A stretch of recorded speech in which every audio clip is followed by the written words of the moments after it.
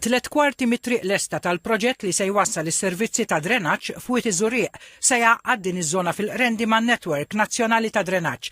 L-investiment se jelimina l-bżonn ta' fosos privati li s'issa kienu l-unika soluzzjoni f'Wied iż-Żurrieq. Il-Ministru għall-Ambjent u l-Enerġija Miriam Dalli flimkien mal-Kap Eżekuttiv tal-Korporazzjoni għas-Servizzi tal-Ilma Karl Cilja u membri tal-Kunsill Lokali tal-Qrendi żaru Wied iż-Żurrieq biex jaraw mill-qrib il-progress fuq il-proġett. Dan huwa proġett infrastrutturali li għall-ewwel darba saret ikun iwassal id-drenaġġ f'Wied iż-Żurrieq.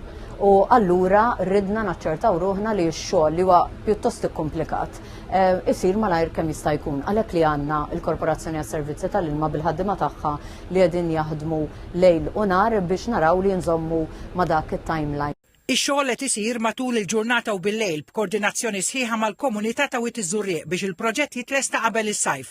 Matul iż-żjara ġie spjegat kif 1.5 km ta' infrastruttura ġdida ta' drenaġġ diġà tlestew. Proġett li jiswa ċirka 3 miljun euro fejn qed naraw id-drenaġġ kollu fil-qalba ta' Wied iż-Żurrieq jitla' u jiffurma parti minn netwerk tal-Korporazzjoni tas-Servizzi tal-Ilma ċirka 6 km il-bogħod mill-qalba ta' din il-baħar.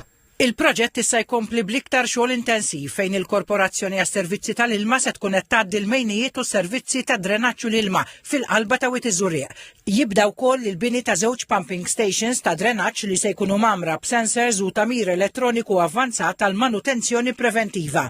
Dawn is-sensors jibgħatu twissijiet awtomatiċi lil kamra tal-kontroll ċentrali tal-Korporazzjoni u f'każ ta' xi anomaliji il-ħaddiema tal-Korporazzjoni jkunu jistgħu jintervjenu fl-inqas ħin possibbli u jiġi evitat problemi fis-sistema.